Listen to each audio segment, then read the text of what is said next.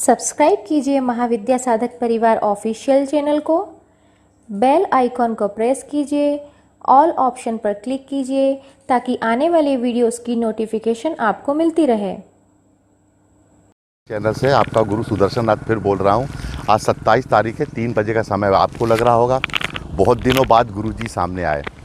एक करीब कम से कम 1 महीने का समय बीत चुका है आप लोगों को वीडियो दिए हुए, और वीडियो देना था। और आप, मुझे मालूम है आप लोग बहुत इंतज़ार कर रहे थे कि गुरु जी आ क्यों नहीं रहे हैं, वीडियो क्यों नहीं दे रहे हैं, हमारे सामने क्यों नहीं आ रहे हैं। हाँ, तो फिर आपके सामने मैं मुस्कुराता हुआ, आनंद में डूबा हुआ, अपने आध्यात्मिक ध्यान में डूबा हुआ आपके लिए फिर हाजिर हो गया हूँ। आपके सामने खड़ा हूँ और आपके लिए निरंतर कार्य करता रहता हूँ। 24 घंटे मेरे लिए कोई भी अवकाश का समय नहीं है। अब आप ये देखिए, अब हम यहाँ से शुरू करते हैं। ये मेरे हाथ के लगाए सीताफल के पेड़ हैं। आओ इधर दिखाओ। अब आप देखो इसमें कितने छोटे छोटे फल आने शुरू हो गए। यहाँ दिखाओ, ये देखिए सब पेड़ों में फल आने लगे हैं। यहाँ भी आप देखेंगे तो यहाँ भी फल आने लगे हैं, नीचे भी देखेंगे तो कितने अच्छे फल आने लगे हैं। और आज भोपाल में हैवी लॉकडाउन चल रहा है और मैं ही बाहर हूँ, प्रेस का कार्ड है, इसलिए कोई दिक्कत की बात नहीं है। और अब आप यहाँ सी द ब्यूटी, आप यहाँ से दिखाओ।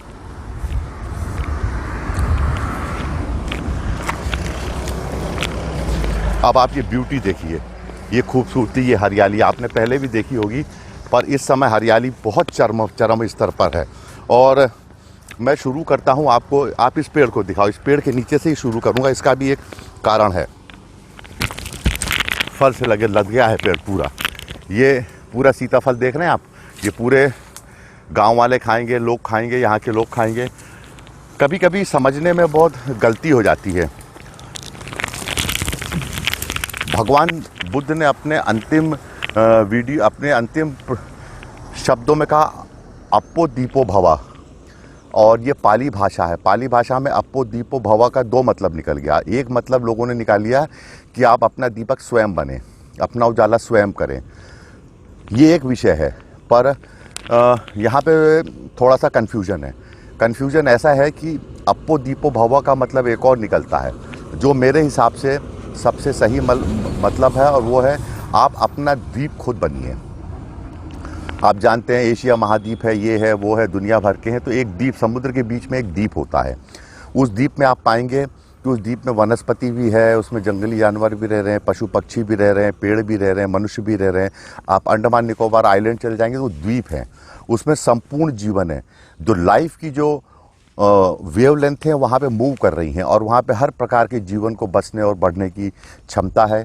और ऐसे ही द्वीपों पे मानव हर समय आके बसा है। तो भगवान बुद्ध ने एक बात कही, अप्पो दीपो भवा। तो मेरे हिसाब से इसका सबसे बढ़िया मतलब है आप अपना द्वीप खुद बने।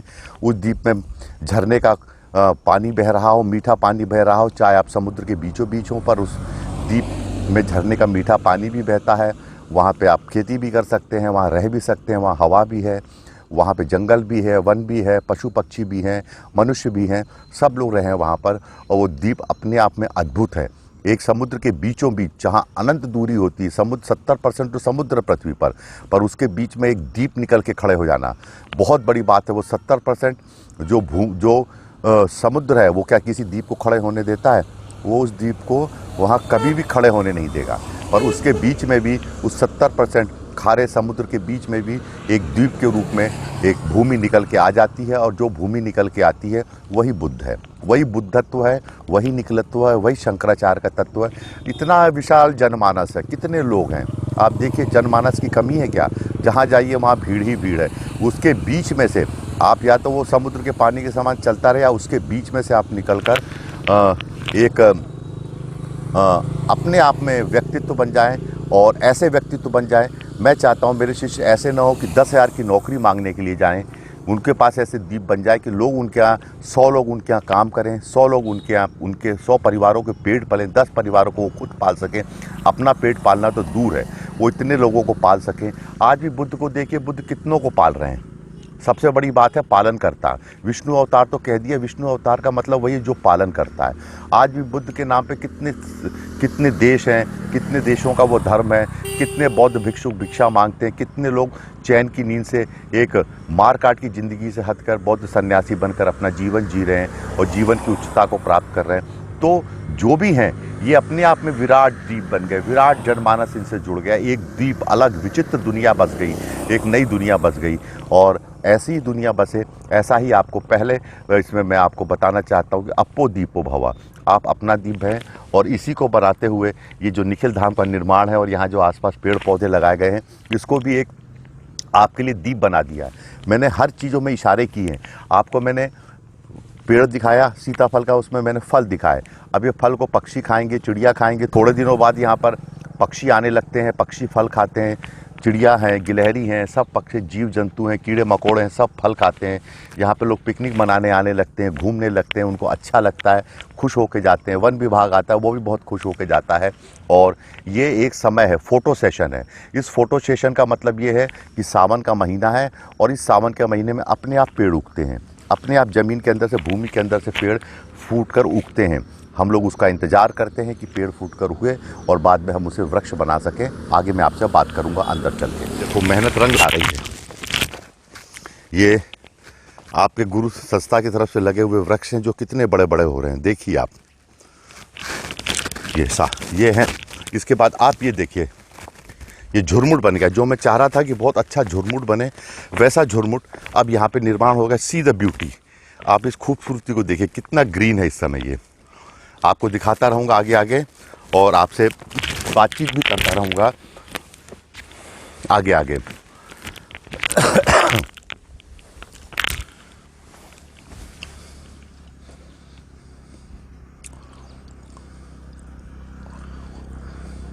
आप लोगों से कभी कभी थोड़ा सा शिकायत भी होती है, थोड़ी सी नाराज़गी भी होती है, थोड़ा सा मन भी दुखी होता है, क्योंकि जब गुरु कोई मालिक नहीं है, गुरु कोई जिसे कहना चाहिए कि गुरु और शिष्य के बीच में आपस में वार्तालाप चलता है, आपस में कम्युनिकेशन होता है। पर ये वार्तालाप का इन वीडियो के हिसाब से नितांत अभाव देखने में आ रहा है। मैं अकेला बोलता रहता हूँ, आप मुझे सुनते हैं, देखते हैं, कुछ ग्रहण करते हैं, कुछ ग्रहण नहीं करते हैं। और कभी भी मैं आपके सब जितने भी कमेंट्स आते हैं उन सब कमेंट्स को बहुत सूक्ष्मता और बारीकता से पढ़ता हूँ। और उन सब लोगों को बहुत बहुत आशीर्वाद देता हूँ जो मेरी दिल की गहराइयों में उतर जाते हैं।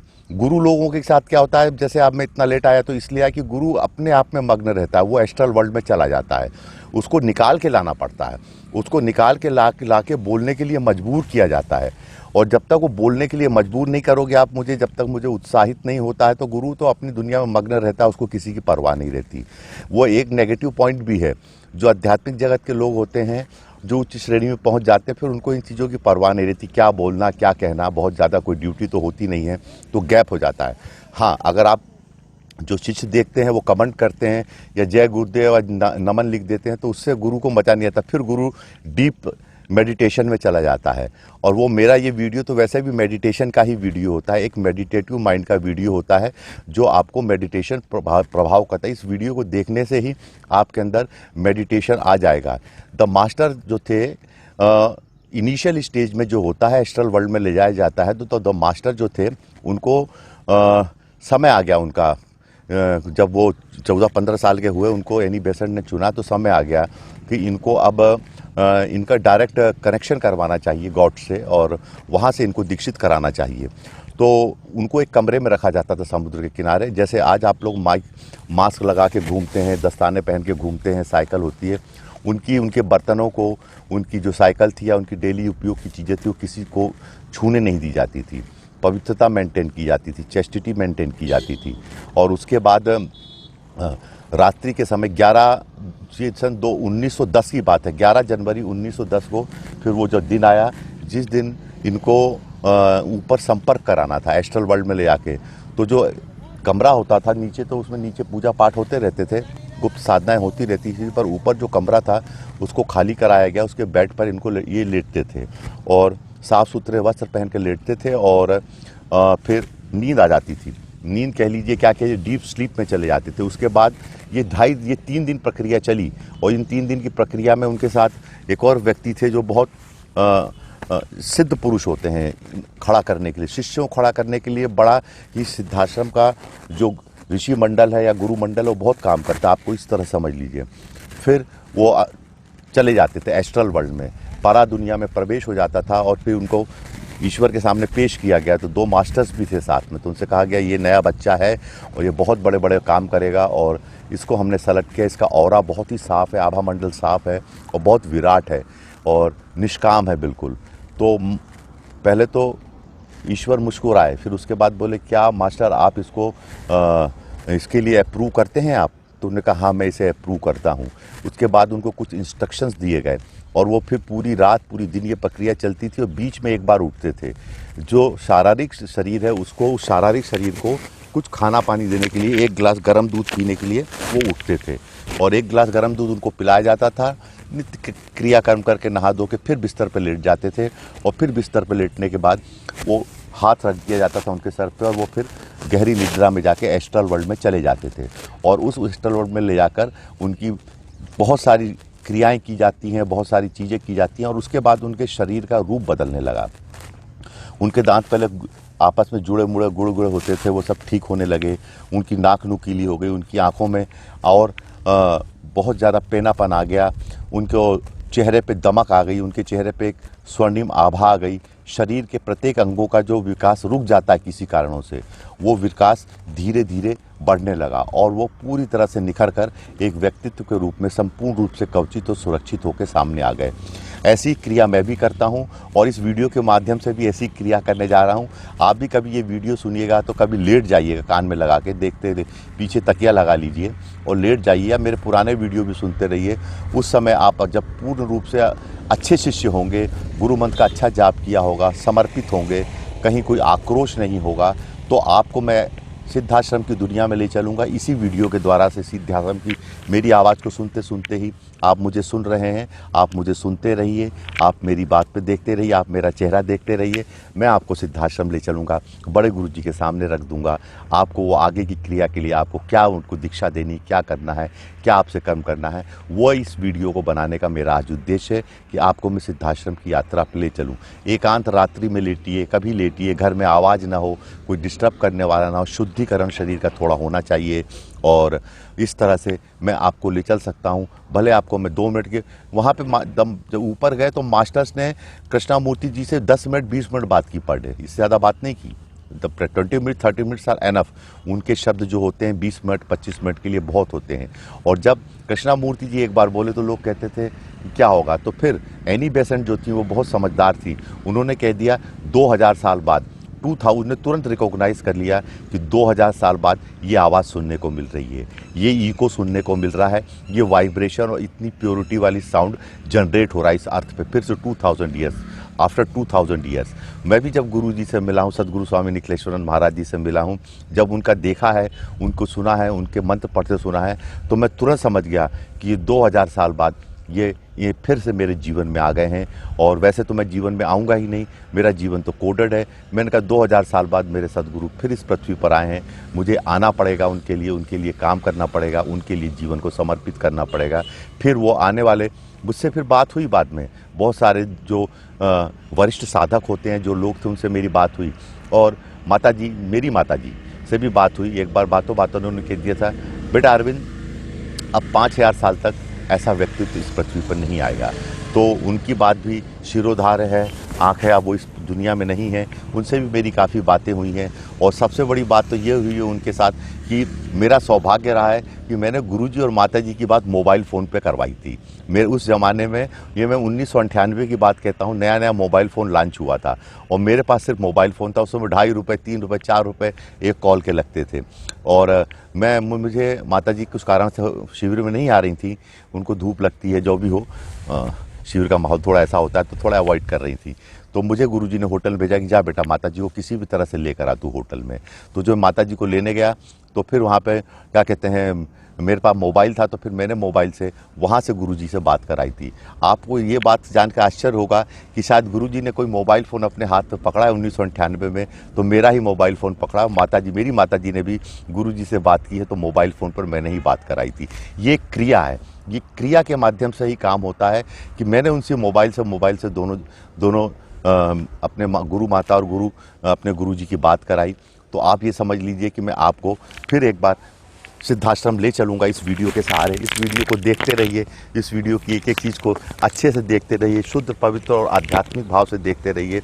आप निश्चित तौर पर मान के चलिए कि ये वीडियो आपको सिद्धाश्रम ले जाने के लिए ही बनाया गया है। आपको कहीं ना कहीं इसकी अनुभूति ज़रूर होगी। आइए, 4 किलोमीटर का एरिया है और कुछ नए नए वृक्ष भी हम लोगों ने लगाए हैं, मेहनत की है। यहाँ पे चारों तरफ हरा हरा ग्रीन। एक ज़माना था कि यहाँ के ऊपर यहाँ पे कुछ भी चीज़ नहीं होती थी और आज आप पाएंगे कि यहाँ पे सारी चीज़ें होती, यहाँ पे सारी चीज़ें होती हैं।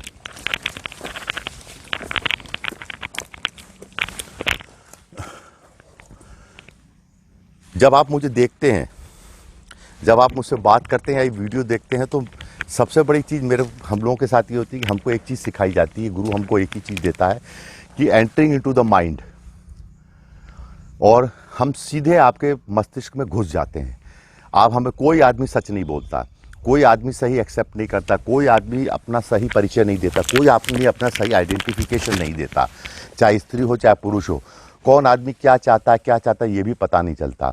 उसके विचारों के बाद में भी पता नहीं चलता, उसके भावनाओं के बारे में पता नहीं चलता, उसको डीप रूटेड थिंकिंग क्या है, उसके डीप रूटेड गोल्स क्या हैं, उसकी डीप रूटेड प्लानिंग क्या है, इसके बारे में कुछ पता नहीं चलता। और इसीलिए सारी दुनिया फेल हो गई है।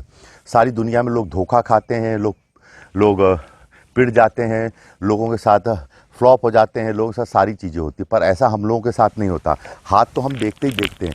हाथ देखने के साथ साथ जैसे ही आप मुझे मिलते हैं, जैसे ही कोई मिलता है मुझे, मैं सीधे किसी भी के वो सीधे मैं अपनी आंखों के जरिए सीधे उसके मस्तिष्क में प्रवेश करता हूँ। और मस्तिष्क में, उसके मस्तिष्क में कितनी बड़ी बड़ी सुरंगें हैं, कितनी बड़ी बड़ी खाइयाँ हैं, कितने बड़े बड़े पहाड़ हैं, कितने बड़े बड़े दलदल हैं, कितनी बदबू है, कितनी खुशबू है, कितना उसके अंदर उसका दीप लहरा रहा है, कितना विषाद है, कितना दुख है, कितनी उसके अंदर पीड़ा है, कितनी संवेदना है, वो क्या बनेगा क्या नहीं बनेगा, वो सारी चीज़ें किसी के माइंड में एंटर करके ही होता है। लोग इस विद्या को भूल गए, इस विद्या को समझ ही नहीं पाते हैं। और यही विद्या है entering into the mind of a person.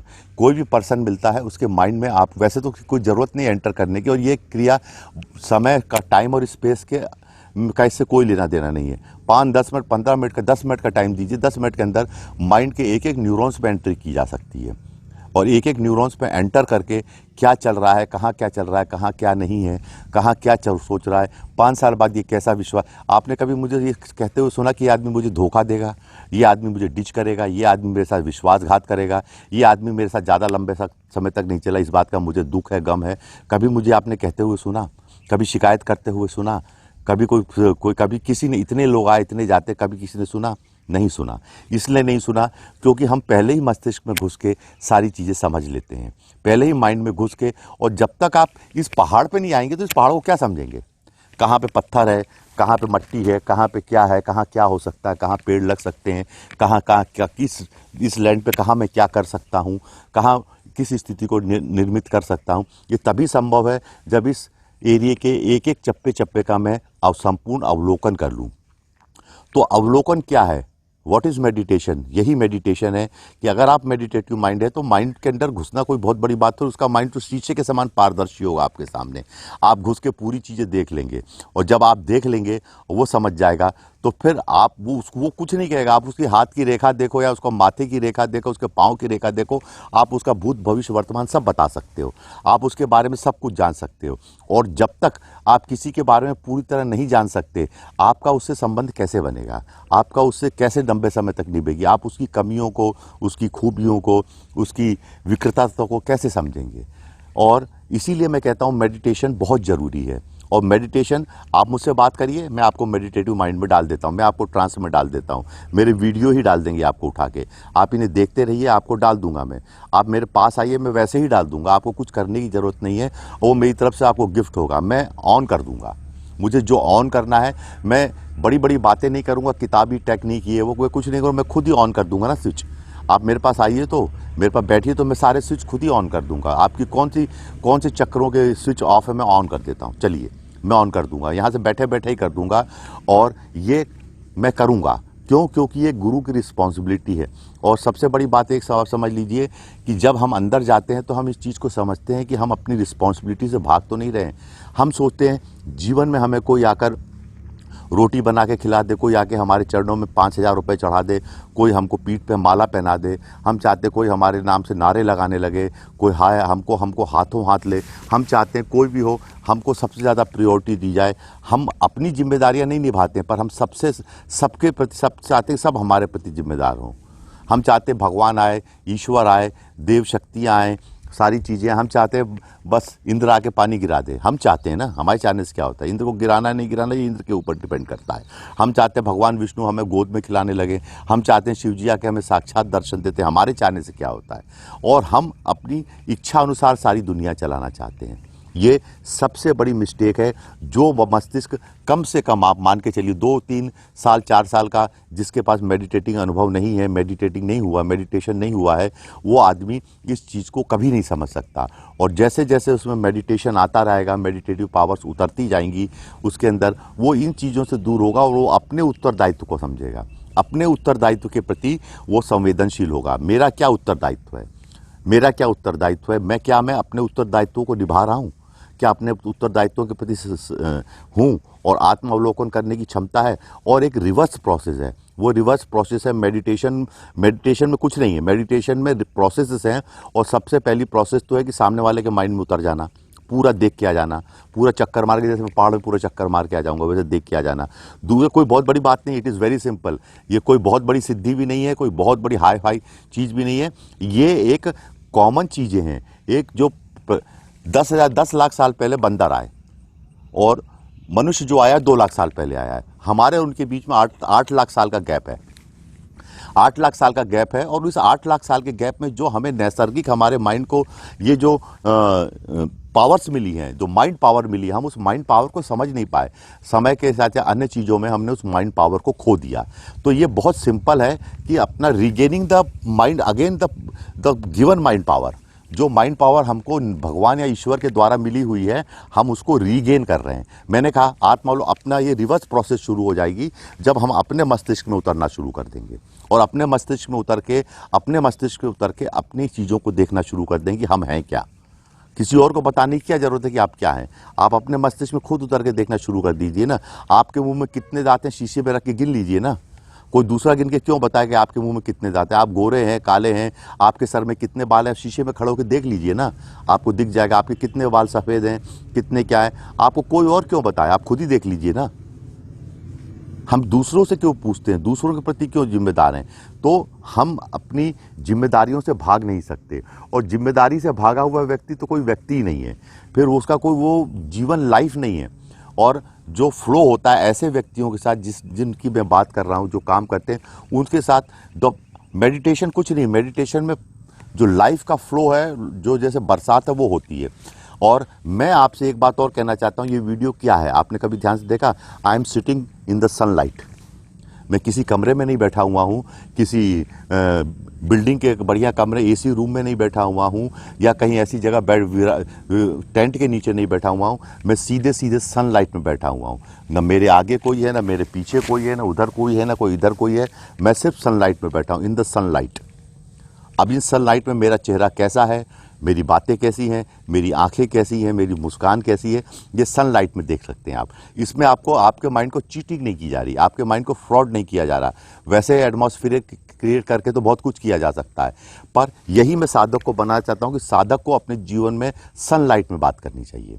आपकी पूजा है इन द सनलाइट, आपको महाकाली के दर्शन करते इन द सनलाइट।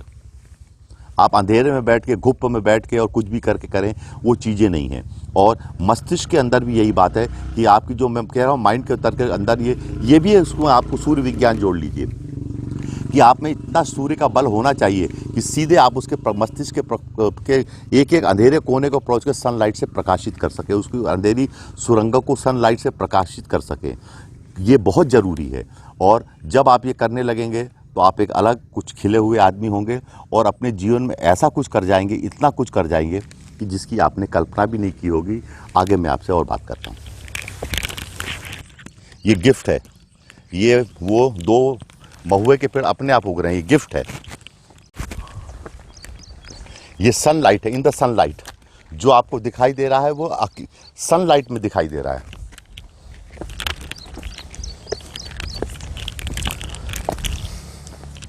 किसी से युद्ध भी करना है तो सनलाइट में युद्ध करो, किसी से दोस्ती भी करनी तो सनलाइट में दोस्ती करो, किसी से बैठ के बात भी करनी तो सनलाइट में बात करो। गुरु और शिष्य ऐसे सूर्य के उजाले में बैठ के बात करते हैं। आप ऊपर देखो, आसमान खुला हुआ है, इसका जो आप बोलेंगे उसका साक्षी समस्त ब्रह्मांड होगा। ये सूर्य का प्रकाश होगा, ये ग्रह नक्षत्र होंगे, ये पृथ्वी होगी, खुला हुआ आसमान होगा, यहाँ तक दूर तक आपकी आवाज़ गूंजेगी। और यहीं जैसे आप देखते हैं कि बादल आते हैं, तो आपने वर्षा के बादलों को तो देख लिया, जैसे वर्षा के बादल मूव करते हैं वैसे ही साइंस की लेटेस्ट रिसर्च आई है कि लाइफ पावर, जो जीवन शक्ति होती है, वो भी वर्षा के बादलों के समान, द्रोणिका के समान मूव करती है। ज्ञान भी वैसे ही मूव करता है। तो आप ये मत, और जो ये पृथ्वी पर लाइफ का मतलब क्या है, पूरी पृथ्वी पर लाइफ भी ऐसे ही मूव करती है। उसके भी पैचेस में मूव करते रहते हैं और उसके भी डिफरेंट फ्लो करते रहते हैं। जब आप यहाँ आके बैठेंगे तो लाइफ की जो पावर है, जो जीवन शक्ति है, उसका प्रवाह आपको अत्यधिक मिलने लगेगा। और इसीलिए मैं बार बार कह रहा हूँ कि सनलाइट थोड़ा आगे सनलाइट का मतलब क्या है। स्पिरिचुअलिटी में एक चीज़ है, या एक हमारी चीज़ है कि behind the thing, looking behind the thing, किसी चीज़ के पीछे को देखना, और पूरी तरह से पीछे की, उसके जो पीछे हाइड आउट है उसको देखना। हम हाइड आउट को नहीं देख पाते। आज आप एक दवाई खरीदने जाएंगे, दवाई खरीदते समय तो उसके बारे में बोल दिया जाएगा कि ये दवाई बहुत अच्छी है, आप इसे खा लीजिए, आपका पेट ठीक हो जाएगा। वो कह देगा, आपको दवाई भी बेच देगा, पर हाइड आउट नहीं बताएगा। उसके उस चीज़ के पीछे की चीज़ें वो नहीं बताएगा कि 1 साल खाने के बाद इससे आपको ये प्रॉब्लम होगी, 2 साल बाद, 3 साल बाद आपको कैंसर हो सकता है, 4 साल बाद आपको पथरी बन सकती है। वो बिहाइंड द थिंग्स की बातें नहीं बताते, वो उसको हाइड आउट करते हैं, उसको हटा देते हैं। और यही हर सिस्टम और हर ऑर्गेनाइजेशन और हर जगह होता है। आप विवाह करने जाते हैं तो आपको एक बच्चे का अच्छा फोटो दिखा दिया जाएगा, अच्छा है, सुंदर है, इतनी हाइट है, इतना है, ये है, वो है, इतना कमाता है, इतना कमाती है, ऐसा वैसा, बहुत अच्छी है। ज्योतिषी भी आके सब कुंडली उंडली मिला देगा, सारी बातें कर देगा। और उसके बाद जब मैरिज होती है या जो भी होते संबंध होते हैं, वो 99% फेल हो जाते हैं। वो क्यों फेल हो जाते हैं? आपने सबसे कंसल्ट किया, पर वो जितने भी लोग थे उन्होंने हाइड आउट किया, उन्होंने लुकिंग बिहाइंड द थिंग्स की पावर उनके अंदर नहीं थी कि वो उस चीज़ को देख सकें कि 2 साल बाद क्या रंग दिखेगा, 5 साल बाद क्या दिखेगा, 6 साल बाद क्या दिखेगा, 8 साल, 10 साल, 15 साल, 20 साल बाद क्या रंग दिखेगा। उन्होंने उस चीज़ को देखने की एक तो क्षमता खो चुके हैं। सबसे बड़ी बात है कि क्षमता को खो देना, क्षमता प्राप्त नहीं की जाती है, क्षमता खोई जाती है। और मेडिटेशन में मैं बार बार कह रहा हूँ कि कोई हवाई बातें नहीं है। ये जो 2 लाख पहले, 10 लाख साल पहले का बंदर है और 2 लाख साल पहले के आप हो, और जो बंदर और आपको जो डिफरेंस आप और उसमें था, वो जो 8 लाख साल का गैप हुआ, उसमें जो धीरे धीरे धीरे धीरे धीरे करके जो क्वालिटीज और जो बायोलॉजिकल चीज़ें आप में दी गई, वो चीज़ें आपको जब 2 लाख साल पहले मिली, तो इन 2 लाख सालों में आपने उन्हें पाया नहीं, खोया है। आपने उसको धीरे धीरे खो दिया। वो क्योंकि उसको जो बॉडी है is the perfect machine of this universe, इस यूनिवर्स की सबसे परफेक्ट मशीन है, और इसमें सारी चीज़ें संभव हैं। तो जो 2 लाख सालों में आपने खोया है, जो आपके अंदर थी, जो आपको नेचुरल गिफ्टेड थी, उस चीज़ को फिर से प्राप्त करना है। और उस चीज़ को प्राप्त करने के लिए फिर से आपको उतना ही प्यूरीफाई होना पड़ेगा और रिवर्स प्रोसेस में जाना पड़ेगा। 2 लाख साल की प्रोसेस में तो जाना पड़ता है। आप यकीन नहीं मानेंगे, एक दिन मैं ऐसे ही ट्रांस वर्ल्ड में था, ध्यान कर रहा था, वो मुझे ध्यान आज भी नहीं भूलता है। मैंने ऐसे ही ये पहाड़ उसकी एक छोटी सी रचना हो सकती है, इतने ऊंचे ऊंचे विराट पहाड़ देखे, बरसात ऐसी देखी, और उस पर कम से कम मैंने 20-25 फीट का घोड़ा देखा। 25 फीट के घोड़े के ऊपर बैठा हूँ, 40-40 फीट के ऋषि मुनि तपस्वी देख रहा हूँ मैं, और देवी जी को देख रहा हूँ, शेर के ऊपर विराजमान है, और कम से कम वो 60 फीट की देवी जी है। इतनी खूबसूरत है त्रिपुर सुंदरी जी, और उनके हाथ ऐसे चमक रहे हैं और ऐसे बैठी है, और नीचे घाटी है, और इतने बड़े बड़े वृक्षों के पत्ते हैं। तो वो दृश्य जो मैंने देखा, वो दृश्य जो मैं उस टाइम फ्रेम में वापस गया, उस टाइम मशीन में वापस गया, तो जो देखा वो मुझे भूलता नहीं। और फिर उसके बाद मुझे 1 बार देखा, 2 बार देखा, ये मैंने 8 से 10 बार जब भगवती त्रिपुर सुंदरी के इस विराट स्वरूप में दर्शन किए, इतने विराटता के साथ देखा, तो आज भी जब मैं कभी आंख बंद करता हूँ या श्री विद्या का पूजन करता हूँ, तो अब आप ये मानेंगे कि वो एक ऐसी अलग प्रक्रिया हो गई है कि वही स्वरूप, वही चीज़ें मेरी आंखों के सामने अपने आप आ जाती हैं।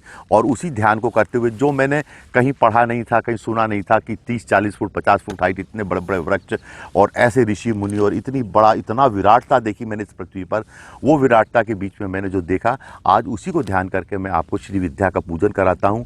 और क्योंकि भगवती के साक्षात्कार होने के बाद फिर आपको उसका पूजन कराता हूँ और आपको ये देता हूँ कि आप इसे प्राप्त करें, आप इसको ग्रहण करें और आपका इसके साथ जीवन में कल्याण हो।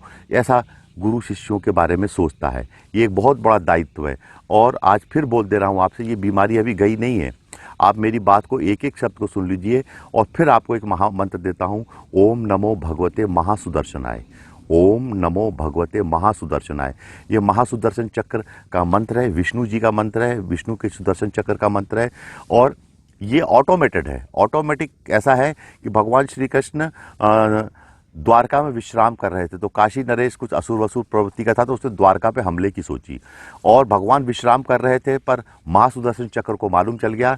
वो काशी गया, उसने जो द्वारका पे आक्रमण करने की सोच रहा था उसको नष्ट करके पुनः वापस आ गया। भगवान को मालूम भी नहीं चला कि कब सुदर्शन चक्र गया और कब वो उनका जो था उनका सब समाप्त करके नेगेटिविटी वापस आ गया। तो स्वयं एक्टिवेटेड है ये मंत्र और आपको मालूम नहीं चलेगा कब क्या, पर ये खुद जाएगा, खुद सारी चीज़ें नष्ट करके, सब कुछ करके, सारी चीज़ों को मिटाकर आपके पास लौट आता है। इस मंत्र का आप जाप करते रहिए।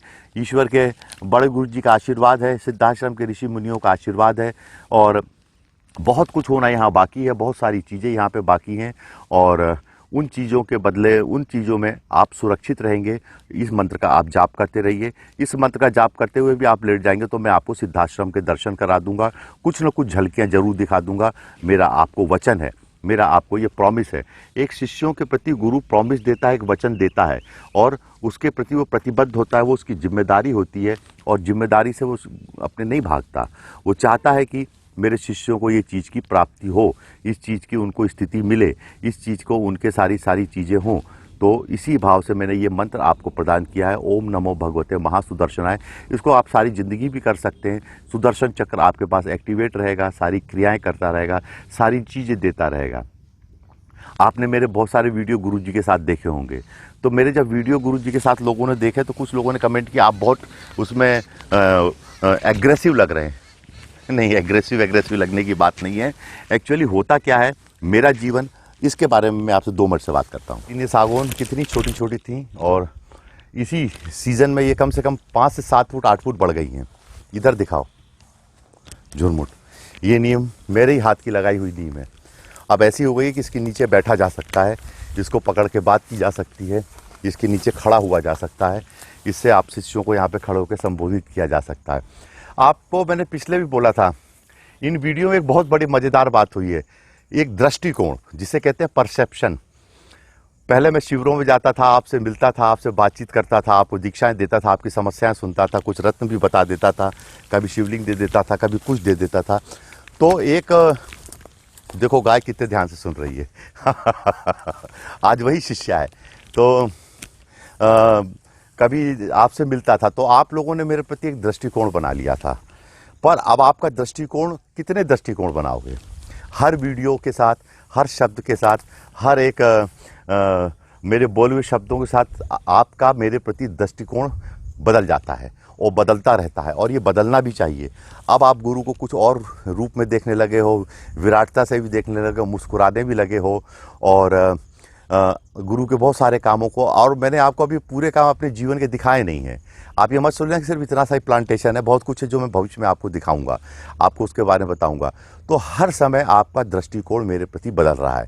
हर वीडियो से, यही नहीं, जो भी वीडियो देखते हैं और लोग भी देखते होंगे, जो भी सुनते होंगे, सारी बातें होती होंगी, उनका दृष्टिकोण जो है हर समय बदल जाता है। एक परसेप्शन होता है और ये परसेप्शन से मैं आपको ये बात कहना चाहता हूँ कि अब आप दृष्टिकोण बनाना बंद कर दो, क्योंकि इस दृष्टिकोण ने आपके शिष्यत्व का बहुत नुकसान किया है।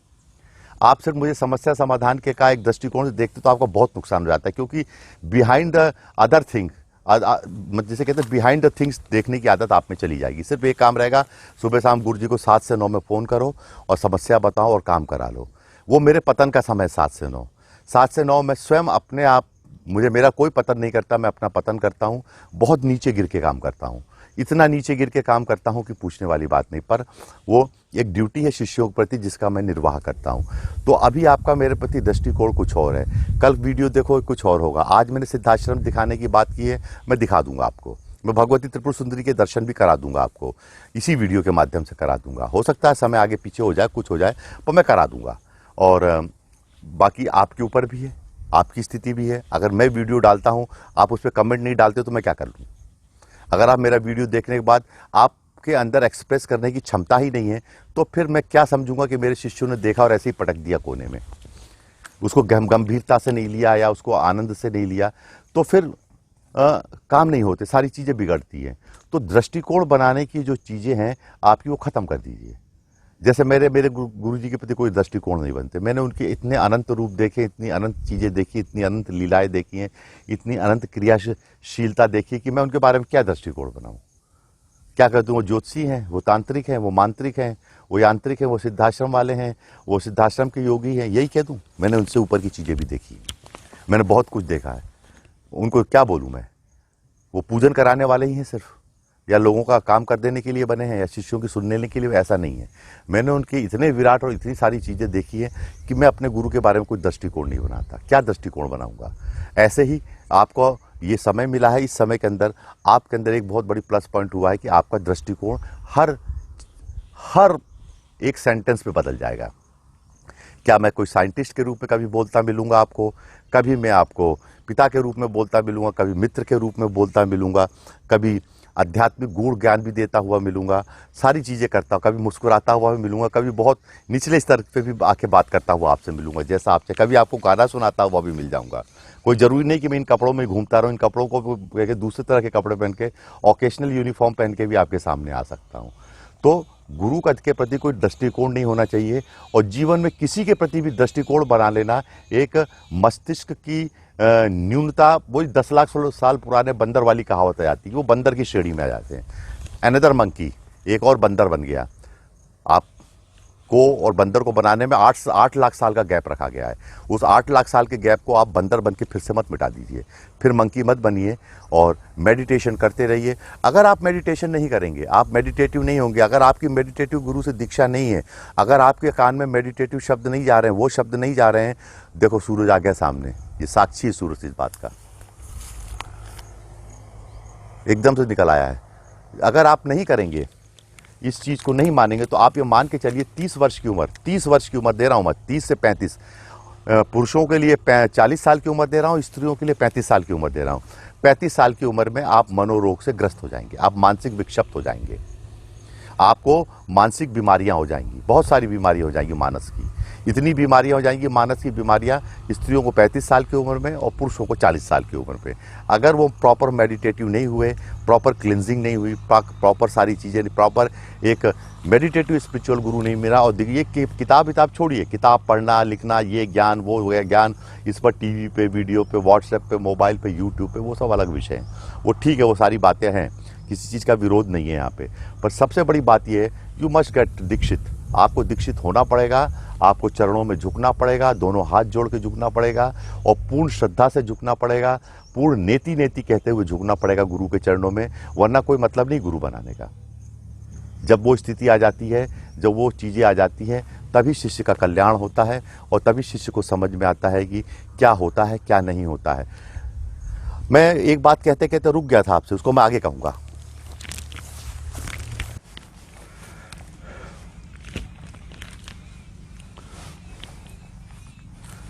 ये कितना घना किया गया है, इधर दिखाओ, इधर पीछे दिखाओ। और मैं आपको एक ऐसे पॉइंट पे ले चलता हूँ जहाँ से आपसे बातचीत करूँगा, जहाँ से आप पूरी जगह का अवलोकन कर सकते हैं, अपने पूरे ग्रीन जोन को देख सकते हैं। दिखाओ, इधर दिखाओ, ऐसे, ये दिखाओ,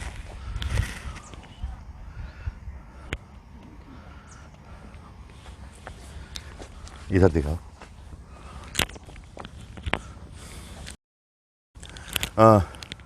गुरुजी का के साथ मेरा आप लोगों ने वीडियो देखा, बहुत ज़्यादा वीडियो देखा, लोगों ने तराशा भी, और लोगों ने कहा कि आप इसमें भी बहुत एक्टिव लग रहे हैं, कॉन्शियस लग रहे हैं। नहीं, ऐसा नहीं है। एक्चुअली मेरा जीवन जो है, उसकी सबसे बड़ी खासियत ये है कि मुझे 2 gifted, God gifted by birth celebrities मिले, 2 मेरे जीवन में। पहली तो आपकी माता जी डॉक्टर साधना जी रही, मेरी पत्नी, और वो बहुत बड़ी गिफ्टेड, जिसे कहना चाहिए कि सेलिब्रिटी रही। और बहुत कम उम्र में जब आपने देखा उस उम्र से उसकी प्रैक्टिस चलती थी और उस ज़माने में भी उसकी प्रैक्टिस 10,000 5,000 रुपये 5 से 10,000 रुपये के बीच में पर डे होती थी। और फिर दूसरे सेलिब्रिटी मिले मुझे गुरुजी, जिनको विश्व जानता था, माता जी को भी जानता था। उनके पास जो पूरे विश्व से पेशेंट आते थे, निरोग धाम जैसी पत्रिका में छपती थी, तो नेता मंत्रियों से लेकर सबकी भीड़ लगी रहती थी। कहीं भी चली जाएँ तो लोग पीछे दौड़ते थे। इतनी इज्जत रेपुटेशन था और गिफ्टेड है इसलिए क्योंकि जिसको दवाई देती थी ठीक हो जाते थे। आज भी उसके साथ ये बात है। और बड़े गुरुजी का तो बड़े गुरुजी हैं, वो भी काफ़ी थे। तो एक बार ये दोनों जब बड़े गुरुजी माता जी की क्लिनिक पे आए तो उन्होंने देखा कि इसकी क्लिनिक में 50-60 ड्राफ्ट पड़े हुए हैं, 1,000 रुपये का, 1,200 रुपये का, 2,000 रुपये का, 800 रुपये का, 900 रुपये का, बहुत सारे ड्राफ्ट आते थे इसके। क्योंकि जो बाहर से दवाई बुलाते थे वो बेचारे ड्राफ्ट रखते थे। तो उन्होंने एक एक दिन बोले, एक एक दिन में 50-50 ड्राफ्ट, 60-60 ड्राफ्ट आ रहे हैं तेरे पास, तू तो इतने तो मेरे संस्था में भी नहीं आते। तो माता जी हंसने लगी, वो सीधी है, मुस्कुरा दी। तो दोनों सेलिब्रिटीज़ रहे और बीच में मैं रहा। तो और मैं एक ऐसा आदमी हूँ कि जिस अननोन रह के ही मुझे अच्छा लगता है। मुझे सेलिब्रिटी बनने का कभी कोई शौक़ नहीं रहा, आज भी नहीं है, वरना हो सकता है, बहुत कुछ किया जा सकता है। तो इन दोनों सेलिब्रिटीज़ को संभालना पड़ा मुझे, क्योंकि जितने सीधे गुरुजी हैं उतनी सीधी माता जी हैं। इन दोनों का नेचर एक जैसा है। ये दोनों इतने सीधे लोग थे कि पूछने वाली बात नहीं। इनको कोई भी टोपी पहना के चला जाए, कोई भी इनके ऊपर कुछ भी कह के चला जाए, तो इन दोनों के लिए लक्ष्मण के समान ढाल बन के, शेषनाग के समान ढाल बन के मुझे खड़ा होना पड़ा। और आज भी मैं खड़ा रहता हूँ गुरुजी के और माता जी के साथ, क्योंकि वो इतनी, मैं देखता हूँ कुछ धूर्त शिष्य कह लो या जो भी कह लो, बात करते हैं उनसे, तो मैं देखता हूँ कितने इनसे विचारों से कैसे धीरे धीरे बात कर रही है। जबकि मैं समझ जाता हूँ आज से उसके माइंड में घुस के। आप तो मुझसे एक बार शब्द बोलो, अपनी फ़ोटो रखो, मैं आपके माइंड में घुस के समझ जाऊँगा कि आप कितने धूर्त मक्कार हो, कितने निकम्मे आदमी हो, किस तरह के आदमी, कितने स्वार्थी आदमी हो। ये लोग सीधे लोग हैं। ये लोग ये सब समझते हुए उनका काम करते रहते हैं। तो उस समय जो एनर्जी और जो चीज़ बनी, वो मेरा रोल आज भी यही है कि गुरुजी और इनके साथ चलते रहना, और जो दुष्ट हैं, धूर्त हैं, पाखंडी हैं और इन लोगों का शोषण करने की कोशिश करते हैं, उस कचरे को साफ करता रहना। पहले भी करता था, आज भी करता हूँ इन दोनों सेलिब्रिटीज़ के लिए। और आज भी निखिल धाम में खड़ा रहता हूँ तो एक एक चीज़ों पर नज़र रखता हूँ। यहाँ भी खड़ा हूँ तो एक एक चीज़ों को देखता रहता हूँ। और तो एक शिष्य जो होता है वो मैं गुरुजी का एक कॉन्फिडेंशियल शिष्य हूँ और सीक्रेट शिष्य जिसे कहना चाहिए कि मुझे कॉन्फिडेंशियल और सीक्रेट शिष्य आप कह सकते हैं। ये गुरु और शिष्य के बीच में बहुत कम संबंध होते हैं ऐसे, जैसा द्रौपदी का श्री कृष्ण के साथ संबंध था। महाभारत में कृष्ण कभी नहीं उतरते, अगर द्रौपदी नहीं होती तो महाभारत में कृष्ण कभी नहीं उतरते। पर जो एक कॉन्फिडेंशियल और एक जो आंतरिक अंदर द सीक्रेटिव रिलेशनशिप होती है, जिसमें कि वो उतर गए, सखी कहते थे, और उसके कारण वो महाभारत के युद्ध में उतर गए। और यही कॉन्फिडेंशियल संबंध मेरा बड़े गुरुजी से और माता जी से भी है, और एक सीक्रेटिव संबंध है। और इसी के चलते मैं आपके सामने खड़ा हूँ और इस स्पिरिचुअलिटी में खड़ा हूँ। वरना मैं कभी स्पिरिचुअलिटी में नहीं आता, लाइमलाइट में नहीं आता, कभी आमने सामने नहीं आता, काम भी नहीं करता। पर मुझे मालूम है, अगर मैं हाथ नहीं लगाऊं, काम नहीं करूं, ऐसा नहीं मैं अपनी तारीफ़ कर रहा हूं, पर उसके लिए कुछ अलग पावर की ज़रूरत होती है। तो राम से तो दुनिया नहीं चल सकती ना, साथ में लक्ष्मण तो चाहिए ही चाहिए, हनुमान भी चाहिए कई जगह, दोनों के लिए। तो उसमें एक रोल आता है, और एक कॉन्फिडेंशियल और सीक्रेटिव शिष्य होना गुरु का बहुत बड़ी बात होती है। मेरी बड़े गुरुजी से इशारों में बात होती थी, या मानसिक रूप से ही बात हो जाती थी। गुरुजी ऐसे मंच पे बैठ रहे थे, ऐसे आंख करके कह देते, या कुछ कह देते थे, हाँ ऐसे इशारा कर देते थे, मुस्कुरा कह देते थे, और मैं उसी समय वो काम को कर डालता था। ऐसा नहीं कि वो मुझसे कह रहे अरविंद इधर आओ बेटा, इसको ठीक करके आओ, ये साउंड ख़राब है, ये देखो ये लोग ठीक नहीं है, ये कुछ कर सकते हैं, ऐसा है वैसा है, ये इनका किसी और इतना ज़्यादा कहने के लिए तो वो क्या कॉन्फिडेंशियल शिष्य होगा और क्या वो सीक्रेटिव शिष्य होगा। वो तो गुरु का इशारा समझता है। अगर गुरु जी इशारे समझ जाता है, गुरु जी को पैसे की कमी है तो गुरु जी को पैसा तुरंत पहुँच जाता था, उसमें भी कोई प्रॉब्लम नहीं है। कहीं किसी चीज़ के लिए कोई प्रॉब्लम थोड़ी होती है, या गुरु जी को किसी के कारण ट्रबल है तो ट्रबल अपने आप हटा दी जाएगी, गुरु जी को भी पता नहीं चलने दिया जाएगा कब हटा दी गई। तो और यही माता जी के साथ भी है कि अगर उनके ऊपर भी कुछ ऐसी बात आती, कुछ हिसाब को, तो उसको हम अपने लेवल पे काम कर लेंगे। निखिल धाम में क्या होता है, कैसे काम चलता है, क्या करता है, बेचारी उनको परेशान करके क्या मिलेगा। कहाँ उनको पहाड़ पे घुमाऊंगा मैं। आप लोग कभी कभी कहते हो कि उनको घुमाते नहीं हो, उनको पहाड़ पे घुमा के क्या करूँगा। एक कॉन्फिडेंशियल और सीक्रेटिव रिलेशनशिप होती है, जो ही वास्तव में विद्या है, और जो विद्या जो गुरु देता है तो बस इशारों में काम होते हैं। एक इशारा गुरु जी का होता है, आज भी, पहले भी, तब भी, आज भी। अगर वो आवाज़, वो साउंड वाइब्रेशन मेरे कान में देते हैं गुरु जी, मुझे इंस्ट्रक्शंस आज भी देते हैं, तो मैं उस इंस्ट्रक्शंस का बहुत ही रिलीजियसली फॉलो अप करता हूँ और उसको फॉलो करने के बाद उसका रिजल्ट देता हूँ। और आप शिष्यों के साथ भी यही बात है। मुझे मालूम था इस वीडियो को बनाने से पहले आप बहुत दुखी हो रहे होंगे कि कितने दिन हो गए गुरुजी सामने नहीं आ रहे हैं, आपको लग रहा है हम गुरुजी से कह तो नहीं सकते, आपका मन में बहुत। जब मैंने आखिरी में ये नोट कर लिया कि अब इन शिष्यों से रहा नहीं जा रहा है, अब इनको अगर मैंने वीडियो बना के नहीं दिया तो ये फिर फ्रस्ट्रेटेड होंगे, फिर ये डिप्रेस होंगे वर्तमान की स्थितियों से, फिर ये इधर उधर भागेंगे, फिर इनको इनके दिमाग में उल्टी सीधी बातें आएंगी। तो फिर इस मेडिटेटिव वीडियो के साथ, इस सिद्धाश्रम के वीडियो के साथ मैं आपके साथ हूँ। आप इसे देखिएंगे, आपको सारे पावर मिलेंगे इससे, और जो भी आप चाहते हैं, जो भी आपकी इच्छा होगी, उसकी आपकी मैं स्पिरिचुअली पूर्ति करूँगा। ऐसा ही मैं आपको आशीर्वाद देता हूँ। ये आप पीछे देखिए, पीछे सड़क आपको दिखाई नहीं दे रही, पूरा एक दृश्य दिखाओ। ये मैं निखिल धाम के नीचे की रोड पे हूँ और निखिल धाम यहाँ से मुश्किल से 50 कदम, 10-20 कदम है। वो भी इधर दिखाओ, इधर दिखाओ, इधर पूरा घना हो चुका है।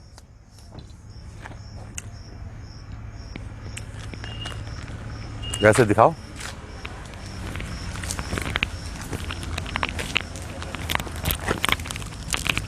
ये पूरा यहाँ से वहाँ तक का जो इलाका देख रहे हैं आप, कम से कम 1-1.5 किलोमीटर का इलाका है। इसमें सब जगह सीताफल के पेड़ लगाए गए हैं, और ऐसे सीताफल के पेड़ लगाए मैंने जिसमें आधा किलो के सीताफल फलते हैं। आप कहीं भी देखेंगे तो अभी से आ गए होंगे पेड़ों में, और आधा किलो के सीताफल होंगे।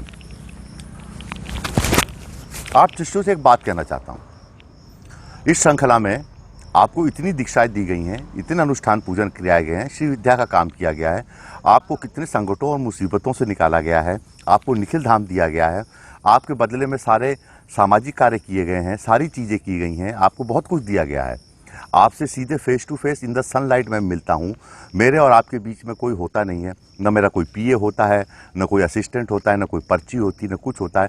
उसके बाद भी आप में एक प्रकार का, जिसे कहना चाहिए, कॉन्फिडेंस क्यों नहीं आता आपके अंदर? ये आप कब इस चीज़ को रियलाइज़ करोगे कि आप किसी की आंखों में आकर डाके बोल सको कि देखो, मैं अपने गुरु के आशीर्वाद से, अपनी गुरु श्रृंखला के आशीर्वाद से तुमसे मानसिक रूप से कई करोड़ गुना ज़्यादा ताकतवर हूँ। सुनो मेरी बात, मानसिक रूप से तुमसे कई करोड़ गुना ज़्यादा ताकतवर हूँ, और आध्यात्मिक रूप से भी कई करोड़ गुना ज़्यादा ताकतवर हूँ, क्योंकि मैंने इतने मंत्र जाप, इतने पूजन अनुष्ठान किए हैं कि मैं आध्यात्मिक रूप से भी तुमसे कई करोड़ गुना ज़्यादा हूँ। मुझे मालूम है कोई कुछ नहीं करता, न कोई संस्था कुछ करवाती कहीं पे, सिर्फ हवाबाजी है, सिर्फ पूजा, नाच गाना है, यही सब है। इसके अलावा वहाँ पे कुछ भी नहीं है।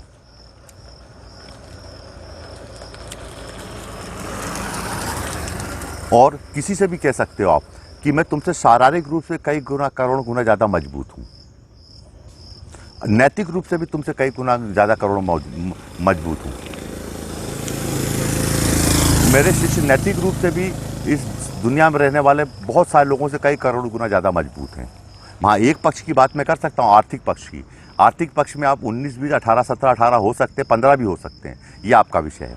इसमें आपको मेहनत करनी पड़ेगी, और वरना मैंने किसी तौर से आपको कमज़ोर नहीं छोड़ा है। न मैंने आपको शारीरिक रूप से कमज़ोर छोड़ा है, ना आर्थिक रूप से, ना सामाजिक रूप से कमज़ोर छोड़ा है। मैंने आपको पहचान दी है। न बौद्धिक रूप से आप किसी से 20 पढ़ते हो, ना आप क्या कहते हैं मानसिक रूप से किसी से 20 पढ़ते हो, ना आध्यात्मिक रूप से आप किसी से 20 पढ़ते हो, न चिंतन के रूप में आप किसी से 20 पढ़ते हो। इस जीवन में बहुत सारी चीज़ें ऐसी दी हैं, और इच्छा शक्ति के मामले में भी, आपकी विल पावर के मामले में भी आप मुझसे जुड़े लोग किसी से 20 पर नहीं पढ़ते, उनसे कई करोड़ गुना, कई लाख गुना ज़्यादा है। मेरे शिष्यों को आत्महत्या करने की ज़रूरत नहीं रहती, वो हर विपरीत परिस्थितियों में तैरना भी जानते हैं। मैंने आपको विपरीत धारा में तैरना भी सिखा दिया है, तो आप किसी से कम नहीं हो।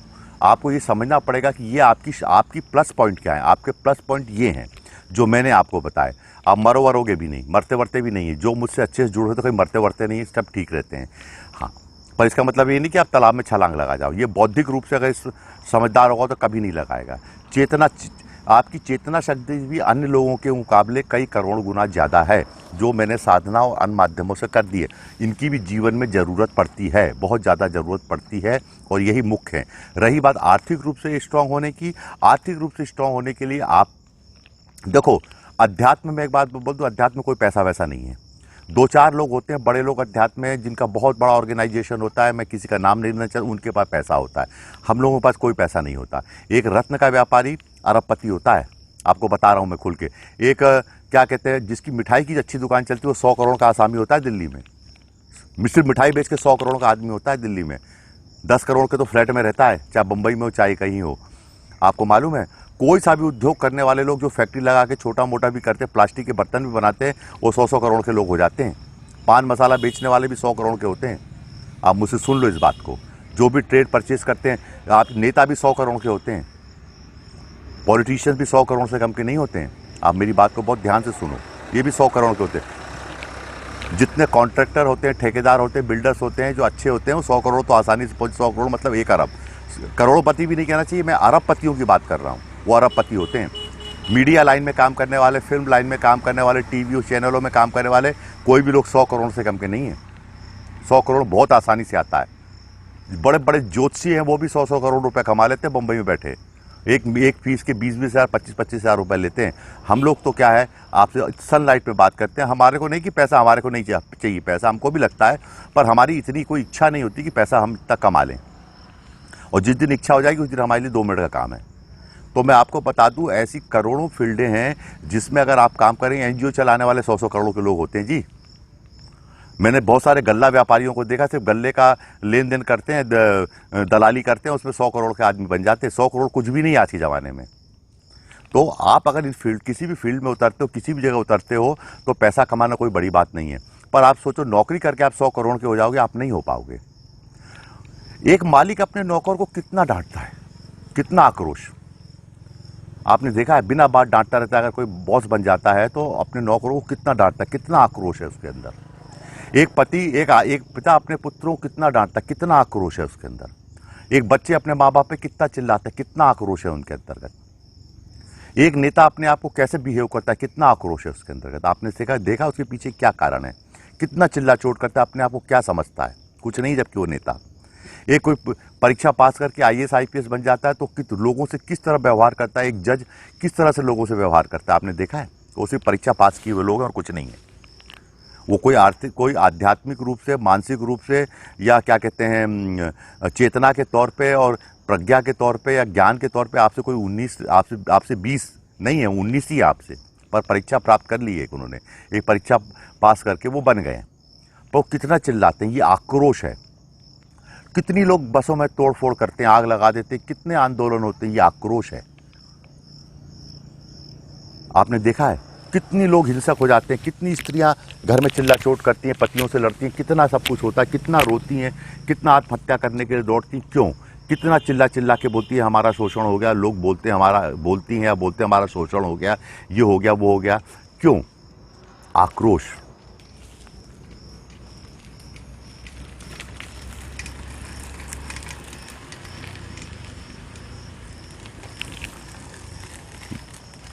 ये आक्रोश कहाँ से आया? ये आक्रोश है, और इसी आक्रोश ने पूरी मानव सभ्यता को बर्बाद कर दिया है। हमारे देश में नहीं, सब जगह इस तरह का आक्रोश है। लोगों का साथ इतना सप्रेशन होता है, इतना दबाया जाता है, उनकी भावनाओं को, उनकी सोच को, उनके चिंतन को, उनकी जीवन शैली को, उनके ऊपर इतने बंधन होते हैं, इतनी बंदिशें होती हैं, इतनी रोक होती है, इतना उनको भयभीत किया जाता है, इतना डराया जाता है कि ये आक्रोश है। और आप देखिए ना, अच्छे से डॉक्टर से बात कीजिए। मैं कई बहुत बड़े डॉक्टर के पास गया, वो कितनी बदतमीजी से बात करते हैं। वो एक सामान्य ह्यूमन बीइंग के समान बात नहीं करते। ठीक है डॉक्टर, अच्छा भाई, मान लिया मैंने तुझसे। आप किसी ऐसे संगीतज्ञ से बात कीजिए। मेरे यहाँ एक गायक था, अच्छा गाना गाता था, पर उससे वो गाना भरा अच्छा गाता था, अब उससे बात करो तो उसमें इतना आक्रोश भरा हुआ था कि बस वो ज्वालामुखी के समान फटने को तैयार रहता था। मैंने बोला भैया यहाँ मत फट, कहीं और जाके फट। इतना आक्रोश होता है।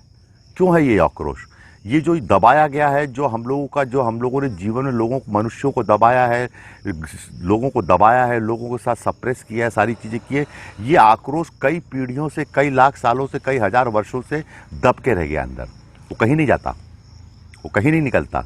और जब वो तुम गुरु के पास आते हो, जब गुरु से मिलते हो, तो ये आक्रोश, गुरु सबसे पहले यही काम करता है कि आक्रोश के ज्वालामुखी का ऊपर का हिस्सा फोड़ देता है, निकालो आक्रोश। और गुरु में इतनी क्षमता होती है कि वो आक्रोश को झेल सकता है। वो कभी कभी गुरु पे भी आक्रोश निकलता है, काम नहीं होता तो गुरु के ऊपर आक्रोश निकलता है, मंत्र में जाप में अगर कुछ ठीक से नहीं हुआ तो गुरु भगवान के ऊपर आक्रोश निकलता है, मंत्र जाप के ऊपर निकलता है, अध्यात्म के ऊपर निकलता है, तुरंत उसको अंधश्रद्धा अंधविश्वास कुछ नहीं है, ये सिर्फ आक्रोश है। ये आक्रोश दबा रह गया, वो किसी न किसी रूप में प्रकट होगा ही, वो चाहे धुएं के रूप में प्रकट हो, चाहे लावे के रूप में प्रकट हो, चाहे चट्टानों के रूप में प्रकट हो, या पिघलते हुए धातु के रूप में प्रकट हो। पृथ्वी के नीचे जो उबल रहा है, जो फट रहा है, वो एक दिन फटेगा ही, वो आक्रोश निकलेगा ही। और वो आक्रोश आपको लोगों के व्यवहार में दिखाई देता है। उनको ये नहीं मालूम कि उनके अंदर आक्रोश क्यों है। आक्रोश तो बहुत जन्मों का है, बहुत सारी स्थितियों परिस्थितियों का है, बहुत सारी उनके हिसाब से जीवन में ना प्राप्ति का आक्रोश है। वो आक्रोश निकलता है और गुरु उस आक्रोश को निकालता है, क्योंकि जब तक उस आक्रोश को नहीं निकाल देंगे वो क्या मेडिटेशन करेगा, कुछ नहीं कर सकता, वो कुछ नहीं कर सकता, मेडिटेशन तो दूर, मंत्र जाप भी नहीं कर सकता। तो ये आक्रोश फोड़ना पड़ता है। इस आक्रोश को निकालने में कई बार 2 साल लगते हैं, 5 साल लगते हैं, 1 साल लगता है, 6 महीने लगते हैं, 30 दिन लगते हैं, 40 दिन लगते हैं। समय का कोई इसमें क्रिया नहीं है। फिर मुलाकात हुई तो फिर निकाल देंगे, या उसकी व्यवस्था बना के छोड़ जाएंगे, फिर निकलता रहेगा आक्रोश। जब तक ये शरीर आत्मा इस आक्रोश से मुक्त नहीं हो जाएगी, जब तक और ये शरीर और ये आत्मा इस आक्रोश से मुक्त नहीं हो जाएगी, तब तक कुछ नहीं होगा। तब तक आप बॉडी से बाहर नहीं निकल पाएंगे, अवलोकन नहीं कर पाएंगे। बॉडी से बाहर निकलने का मतलब है मैं ये बैठा हूँ यहाँ, मैं ये मेरी यहाँ पे मेरी चेतना बैठ गई, मेरे बैठा दी मैंने बगल में, चलो अब वो बॉडी मेरी बॉडी को यहाँ से बैठी मेरी चेतना देख रही है। वो ये चेतना जो यहाँ बैठ गई, बैठो यहाँ पे, यहाँ से बैठ के मुझे देख रही है। देखिए पेड़ पौधे हिलने लगे, अब दिखाओ शीतल हवा चलने लगी। अगर ये साउंड लगा दिया है, वरना तुमको तुरंत इसका कहते हुए मिल जाता, तेजी से पेड़ हिलने लगे। ये मैंने बिठा दी अपनी चेतना यहाँ पे, और अब आप देखो, अब मैं हिलाता हूँ पेड़ों को, बहुत तेज हवा चलाता हूँ। ये मैंने चेतना यहाँ पे बिठा दिया, अब देखो आप हिलने लगे, सारे पत्ते हिलने लगे। एक पत्ता नहीं हिल रहा था अभी, पीछे दिखाओ कितने पत्ते हिलने लगे। ले आओ इधर। ये 1 मिनट का काम है, मैंने अपनी चेतना निकाल के यहाँ बिठा दी। अब ये जो चेतना यहाँ से बैठ गई, ये मेरे शरीर को देख रही है। इसको शरीर से निर्लिप्त होकर मैंने इसको यहाँ पे बिठा रखा है, अब तू मेरे को देख। अब वो ये मुझे देख रही कि ये शरीर की क्या उम्र है, ये कितना बुढ़ा हो रहा है, ये कितना घिस रहा है, कितना चल रहा है, इसमें क्या प्रॉब्लम्स आ रही है, इसमें क्या प्रॉब्लम्स ठीक करनी है, क्या क्या करना है। मेरी चेतना मेरे शरीर को देख रही है। ये इसका एक घर हो गया और ये चेतना हो गई, ये यहाँ बैठी हुई है, यहाँ से इसको देख रही है। और आप मुझे इस शरीर के माध्यम से देख रहे हैं, पर चेतना यहाँ बिठा दी गई है। वो बैठ के मुझे देख रही है, मुझे कहाँ ठीक करना है, कहाँ रात में काम करना है, कहाँ क्या क्रिया करनी है। तो जब शरीर से बाहर निकलने की क्रिया तो यही हो जाती है। मैं यहाँ बैठा हूँ, बैठ गई यहाँ पे, चल मैं आया 2 मिनट के लिए शांत हो जाता हूँ, आँख बंद कर लेता हूँ, जाओ घूम के आ जाओ।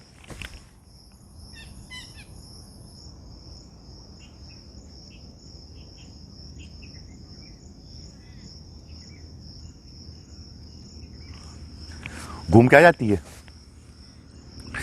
फिर बॉडी में आ जाती है। इतनी देर में घूम फिर के एक चक्कर मार के आ गई निखिल धाम का।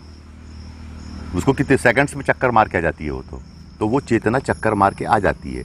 उसे आप आत्मा कह लीजिए, आप कुछ भी नाम, सोल कह लीजिए, कुछ भी कह लीजिए, वो चेतना चक्कर मार के आ गई। वो चेतना चक्कर मार के आ गई, आप यहाँ बैठे हुए हैं। और वो आप तब ऐसी स्थिति में आत्मावलोकन होता है, और इसे कहते हैं तथागत। तथागत का मतलब होता है जैसा है वैसा देखना, एज इट इज। जो है वो जो है सो है। अब वो आत्मा जो है सो है को देखेगी, अब उसमें फैंसी नहीं है। मेडिटेशन क्या है, आप बात करते हो, अरे मेडिटेशन में क्या रखा है, आप बैठ जाओ। कोई अगर पुरुष है तो मैंने बहुत सारे पुरुषों को देखा, यंग बच्चों को देखा, या कम लोगों को देखा, वो किसी अच्छी सुंदर स्त्री को देख लेते हैं, बस उसके साथ उसका ध्यान कर लेते हैं, मन मगन हो गए। वो 6 घंटे ट्रेन में बैठ के निकल जाएंगे, बस उसी लड़की के ध्यान में खोए हुए, बस उसी हीरोइन का, किसी लड़की को, किसी को अपनी सपनों की दुनिया में बसा लिया। 6 घंटे 8 घंटे क्या, मैंने तो ऐसे ऐसे लोग देखे तो 2-2 साल 4-4 साल 15-15 साल पूरी ज़िंदगी उसके सपने देखते हुए बिता देते हैं। उनके बगल में उनको बिच्छू भी बैठा हो तो उनको याद नहीं रहता है। वो मेडिटेशन नहीं है, वो एस्केपिज्म ऑफ माइंड है। आप किसी को भी बिठा लीजिए, किसी से भी प्रेम कर लीजिए, भले वो आपको ना पहचानती हो या पहचानता हो, आप उससे भले वो 1 वे प्रोसेस हो। आप कोई स्त्री है तो किसी पुरुष को मन में बिठा ले, और बस उसके सपने में उधेड़ बुन में खाना भी बना लेगी, सब कुछ कर लेगी, बच्चों को भी नहला धुला लेगी, सारे काम कर लेगी। उसको बहुत, उसकी आंखें चढ़ी होंगी, चेहरे पे मुस्कुराहट होगी, लाली होगी, सब कुछ होगा। वो उसके ख्यालों में डूबे डूबे अपनी ज़िंदगी काट लेगी। वो सपनों की दुनिया में रह सकती है, रह सकता है। अध्यात्म में भी ऐसा होता है, आप कोई सपना, हसीन सा आध्यात्मिक सपना पाल लो, उसमें आप अपनी ज़िंदगी बिता सकते हो। वो कोई मेडिटेशन नहीं, वो बकवास है, वो एस्केपिज्म ऑफ माइंड है, वेस्टेज ऑफ टाइम है, वेस्टेज ऑफ एनर्जी है। ऐसा होता है। आप भी सपने देख सकते हो शेख चिल्ली के समान, मैं बहुत रईस आदमी हूँ, मेरे पास बहुत पैसा है, मैं 2-2 4-4 गाड़ियों में चल रहा हूँ, एज्यूम कर सकते हैं आप। और इस एज्यूम्शन को आप करते हैं, और इस एज्यूम्शन को करके आप अपनी ज़िंदगी को फैंसीफुल बना लेते हैं। आपकी ज़िंदगी से बहुत फैंसीफुल हो जाती है, आप इसको फैंसी बना सकते हैं। आप अपनी ज़िंदगी को रोमांटिक बना के काट सकते हैं। ये सब एस्केपिज्म ऑफ माइंड है और कुछ नहीं है ये।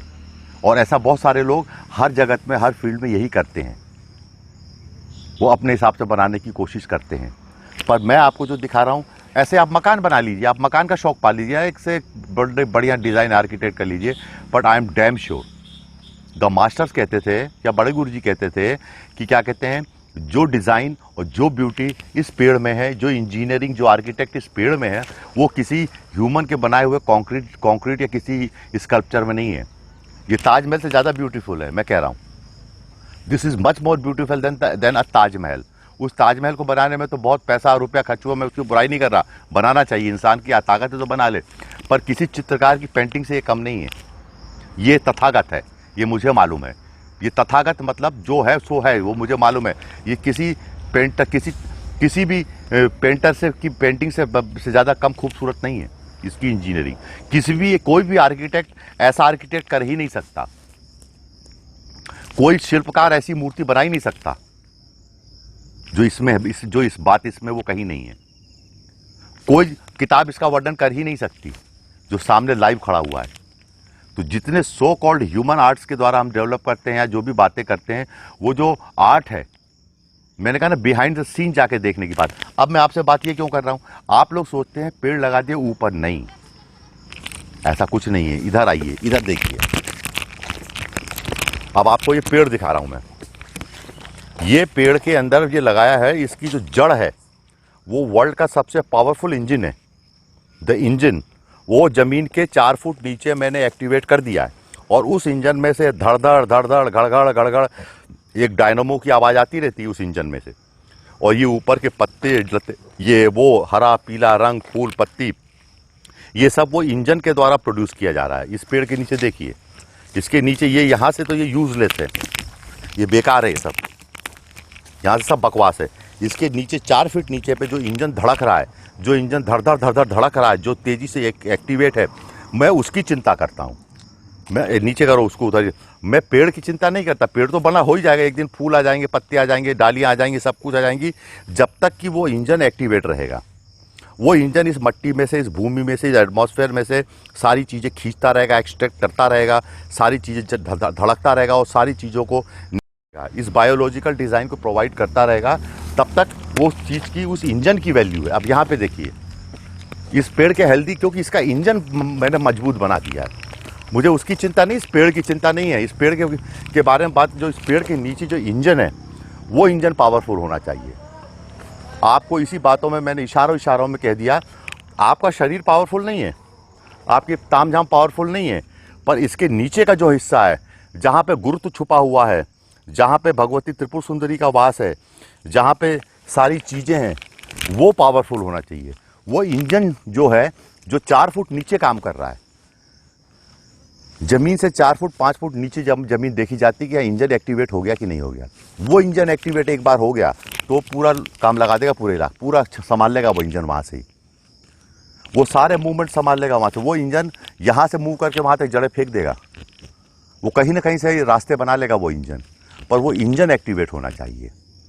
और ऐसा ही गुरु के रूप में, निखिल धाम के रूप में एक इंजन आपके अंदर धड़क रहा है, वो इंजन एक्टिवेट करके रखा है, इसको हमेशा धड़कने दो, तो पेड़ तो तुम बन ही जाओगे एक दिन तो पैसे वाले हो ही जाओगे। आज नहीं कल तो पैसा तुम्हारे वंश में आ ही जाएगा, तुम्हारे कुल में आ ही जाएगा। पर ये आक्रोश निकालना पड़ेगा, नहीं तो आप भी पैसे वाले होके एक बड़ी पोस्ट पे बैठकर एक बड़े सत्ता को प्राप्त करके, या कुछ भी सत्ता, लाखों तरह की सत्ता है, किसी भी सत्ता को प्राप्त करके आप भी एक आक्रोशित व्यक्तित्व ही बनेंगे, जो लोगों पे हुक्म चलाएगा, लोगों पे जुल्म करेगा, लोगों को टॉर्चर करेगा, लोगों को पेन देगा, लोगों को दर्द देगा, लोगों को कष्ट देगा, लोगों के कष्ट में उसको मज़ा आएगा एक ऐसा व्यक्तित्व बन जाओगे और कुछ नहीं होगा। आप कुछ भी बन जाओ, आप बड़े से बड़ा सितारा बन जाओ, स्टार्स बन जाओ, आप एक बहुत बड़ा गुरु बन जाओ। पर मैंने बहुत सारे गुरुओं को भी देखा है, वो अपने शिष्यों से ऐसा व्यवहार करते हैं जैसे गुलाम हो। क्यों? क्योंकि उनके अंदर से बेसिक चीज़ें थोड़ी हुई, उनको कोई 2 मास्टर की श्रृंखला से थोड़ी कुछ मिला है, या उनका आक्रोश समाप्त कर दिया गया है।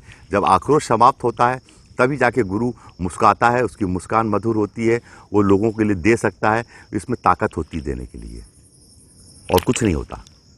वो एक अच्छा पिता, अच्छा गुरु, अच्छा बिजनेसमैन, अच्छा नेता, अच्छा व्यापारी, अच्छा कुछ भी अच्छा नहीं बन सकता। क्यों? क्योंकि उसके अंदर का आक्रोश नहीं निकाला गया है। वो क्रिया है, वो क्रिया के माध्यम से श्री विद्या यही है कि उस आक्रोशों को निकालना पड़ता है, वो खुद नहीं निकाल सकता। क्यों? क्योंकि वो आक्रोश बहुत नुकसान पहुंचाते हैं। इसी सब आक्रोशों के तीसरी जननी युद्ध है। जितनी भी समस्याएं देख रहे हैं, ये जंगलों का कटना, ये युद्ध, ये शोषण, ये मारा मारी, ये गाली गलौज, ये अपशब्द, ये आलोचनाएं, ये हिंसा, ये सब कहाँ से आई है? बिहार के लोग बहुत अच्छे होते हैं, झारखंड के लोग बहुत अच्छे होते हैं, पर बहुत ज़्यादा आक्रोशित होते हैं। वहाँ पे सारे आंदोलन होते हैं, मेरे पास भी आते हैं, पर उनके अंदर इतना आक्रोश भरा होता है, इतना आक्रोश भरा होता है कि आते से ही वो विद्रोहात्मक शब्द उनके अंदर फूटने लगते। क्यों? क्योंकि इतने सालों से उनके यूपी बिहार और झारखंड के इलाकों में पैसा ही नहीं है। उन्हें पैसा ही नहीं दिया, कठोर गरीबी और दरिद्रता कई पीढ़ियों से झेलते आ रहे हैं, रोटी रोटी को तरसते आ रहे हैं, हर एक एक चीज़ के लिए संघर्ष कर रहे हैं। तो वो आक्रोश है। हम लोग समझते हैं, मैं समझता हूँ, इसलिए मैं उनसे समझता हूँ, उनकी मजबूरी समझता हूँ, उनकी स्थिति समझता हूँ कि इनके अंदर आक्रोश है। ये आक्रोश हम ही लोगों का दिया हुआ है। पर अब और कहीं चले जाओगे तो यूपी के लोगों को, बिहार के लोगों को, झारखंड के लोगों को मकान नहीं देता, भगा देता अपने यहाँ से। हमारे यहाँ से निकल जाओ कहता है। क्यों कहता है? क्यों? क्योंकि उनके अंदर हर थोड़ी सी मिनट पे आक्रोश फूटता है। वो आक्रोश है, आक्रोश होना वाजिब भी है, क्योंकि उनके पास कुछ है ही नहीं। उनके पास ना कोई धन है, ना कोई सुविधा है, ना कोई ज़िंदगी का ऐश्वर्य है, ना कुछ है, ना कुछ है, बस ऐसे ही जिए चले जा रहे हैं। यही श्री विद्या है, यही समझना पड़ेगा, यही सारी बातें हैं। आगे मैं आपसे और बात करूँगा। वीडियो तो मैं बहुत सारे बना दूँ, डेली बना दूँ आपके लिए, पर पंजाब में कहावत है रस लेना, पर मैं नहीं चाहता कि ये रस लेने के लिए बने वीडियो हैं। जैसे माता की चौकी बैठती हैं, लोग करते हैं, वो रसवान कार्यक्रम होते हैं कि उसमें लोग बैठ के नाचते गाते हैं, रस लेते हैं, आनंद लेते हैं। होना जाना कुछ नहीं, थोड़ी देर का आनंद लिया जाता है। पर आपको रस लेने के लिए कोई रसीले वीडियो नहीं है। ये वीडियो आपकी मूलभूत डीएनए संरचना में परिवर्तन कर देंगे। मुझे मालूम है, ये जो शब्द जाएंगे आपके कान में, पूरा परिवर्तन कर देंगे आपके अंदर। आपको सिर्फ रिलैक्स रहने की ज़रूरत है और परिवर्तन कर ही देंगे आपके अंदर। और जब वो परिवर्तनात्मक वीडियो होते हैं तो उसमें मेरे को ये भी देखना पड़ता है सामने वाले शिष्यों की स्थिति क्या है, क्या ये इनका मस्तिष्क का डाइजेस्टिव पावर कितना स्ट्रांग है। एक तो होगा, अगर डाइजेस्टिव पावर स्ट्रांग नहीं होगा तो, या तो अगर बहुत अच्छा डाइजेस्टिव पावर है, प्रज्ञावान है, तो एक एक शब्द को पचा के पचा लेगा, एक एक सेंटेंस को पचा लेगा, एक एक मेरी चीज़ों को पचा लेगा, स्मृति में मैं चला जाऊंगा उसके, और वहाँ से मैं एक्टिवेट होता रहूँगा। और अगर डाइजेस्टिव पावर अच्छा नहीं है तो क्या होगा कि कुछ मेन सेंटेंसेस को जुटा लेगा, मुद्दों को जुटा लेगा जो मैंने बातें कही हैं। पर ये पूरी एक लंबी चैन है जिसमें ये आप एक चीज़ को पकड़ के नहीं चल सकते। तो ये पूरे को जैसे कहते हैं खाना पूरी तरह से पच जाना। जब हम सुबह अपना नित्य कर्मों के लिए जाते हैं तो एक तो खाना पचा हुआ भी बाहर निकल जाता है शरीर से, और अनपचा खाना भी बाहर निकल जाता है। और अगर दस्त लग गए या लूज मोशन हो गए तो अनपचा भी बाहर निकल जाता है। क्योंकि कुछ खाने को पचने में 7 घंटे लगते हैं, कुछ को 15 घंटे, कुछ को 20 घंटे, कुछ को 24 घंटे भी लग जाते हैं खाने को पचने में। डिपेंड्स अपॉन द डाइट कि कितनी देर में पच के डाइजेस्ट होकर बाहर निकलता है। तो आपकी माइंड की जो डाइजेस्टिव पावर है उसके ऊपर भी ये वीडियो निर्भर करता है। देने को तो मैं बहुत कुछ दे दूं, बहुत कुछ करवा दूं, पर उसको डाइजेस्ट करने की क्षमता और गंभीरता भी आप में होनी चाहिए। उद्दंडता और लंपटता को गुरु कभी पसंद नहीं करता है। आप अगर मेरे पुराने वीडियोस देखेंगे गुरु जी के साथ के, तो कितनी सिंसियरिटी आंखों से झलकी आपको दिखेगी की। पर अगर आप उद्दंड होंगे, लंपट होंगे, तो आप सोच लो आपको कुछ भी नहीं मिलने वाला, आपको गुरु हटा देगा। आप तो सीधे कमरे में सीधे लेट जाइए, बिल्कुल आंखें बंद करके, और नहा धो के अच्छे से, और पंखा चला लीजिए, एसी चला लीजिए, कोई दरवाज़ा ना ठोके आपका, कोई कुछ ना करे आपका। और उसके बाद आप ओम परम तत्वाय नारायण गुरुभ्यो नमः मंत्र जाप करते हुए अपने नीचे अंगूठे से शुरू कीजिए, यहाँ से अंगूठे से मैं आपको क्रिया दे रहा हूँ, यहाँ से शुरू कीजिए, यहाँ से प्राण शक्ति को घुमाते घुमाते, सारे मंत्र को घुमाते घुमाते घुमाते अंदर नस नाड़ियों पे, हड्डियों पे, जोड़ों पे, अस्थियों पे, मांसपेशियों पे घुमाते घुमाते, आगे पीछे गुप्त स्थानों पे, हृदय के अंदर आंतरिक अंगों पे, बाह्य अंगों पे, रीढ़ की हड्डी पे घुमाते घुमाते, यहाँ एक एक आपके बालों पे, सब चीज़ों पे, रोमों में, नाखूनों में, एक एक नस नाड़ियों में, जो आप कर सकते हैं शरीर में, उसको मूवमेंट कराना सीखिए। और मूवमेंट करा के जब आप यहाँ लाएंगे, यहाँ लाएंगे, यहाँ लाएंगे और यहाँ ले आइए, और उसको मैं यहाँ पे ले आइए, उतनी देर में मैं आपको भड़ से आपके शरीर से वापस करके सिद्धाश्रम में एंट्री दिला दूंगा। आप सिद्धाश्रम में एंटर कर जाएंगे।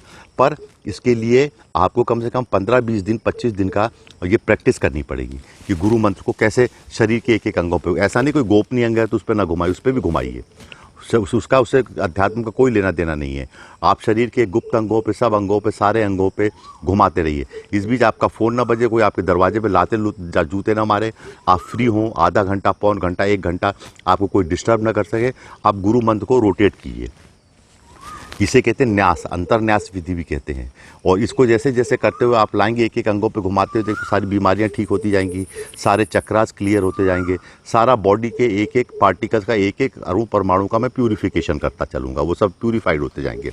और उसके ऊपर जब आप सारा विष निकालता जाऊँगा आपका, और उसके ऊपर जब आप सहस्त्रार तक पहुँचेंगे, उसके बाद धड़ से आप आउट हो जाएंगे, एकदम स्विच ऑफ हो जाएगा। उसके बाद आप कहाँ होंगे आपको नहीं मालूम है। उसके बाद आपकी जो जर्नी होगी लाने और ले जाने की, उसमें मैं आपका कैरियर बनूंगा, उसमें मैं आपके रथ को हाँकूंगा, और वहाँ ले आके वहाँ से वापस एंट्री करा देना आपकी बॉडी में, यहाँ तक की मेरी फिर जिम्मेदारी होती है।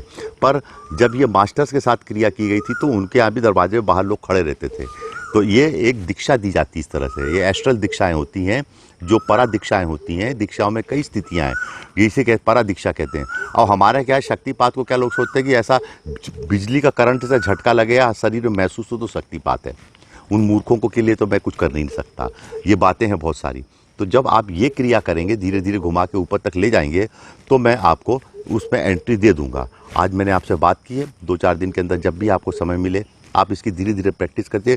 बुद्ध ने कहा था मेरे साथ 45 दिन रहो, 45 days you stay with me. 45 दिन भगवान बुद्ध रखते थे अपने साथ, 45 डेज जब वो लिविंग थे, 2000 वर्ष पूर्व जब बोलते थे तो 45 दिन रखते थे, और 45 दिन में उसको भिक्षु बना देते थे। भिक्षु जाओ, अब 45 दिन बाद बोलते अब तुम भिक्षु बन गए, अब तुम धर्म प्रवर्तन के लिए कहीं भी जाओ, पूरे विश्व में घूमो, विश्व तुम्हारा है। वो 45 दिन में क्या करते थे, वो जो मैं क्या करूँगा आपको, मुझे भी थोड़ा, वो तो बुद्ध हैं, मैं बुद्ध थोड़ी हूँ, फिर भी आपको कहते देता हूँ कि मुझे भी थोड़ा टाइम दो। मैं आपके माइंड को ऐसा कर दूंगा। इस संसार में जो सबसे दिक्कत की बात यह है कि बहुत पावरफुल लोग रहते हैं, वो आपके माइंड को कंट्रोल कर लेंगे, वो आपके माइंड को इंस्ट्रक्ट करना शुरू कर देंगे, वो आपके माइंड को एक पर्टिकुलर डायरेक्शन में ले आना शुरू कर देंगे, वो आपके माइंड को हाइपर कर देंगे, वे आपके माइंड को डिप्रेस कर देंगे। इतनी कलाएं हैं, वे आपको रुला देंगे, वे आपको बंदूक उठाने के लिए मजबूर कर देंगे, वे आपको अपने शरीर पे बम बांध के कूद जाने के लिए भी आपके माइंड को ट्रेन कर देंगे।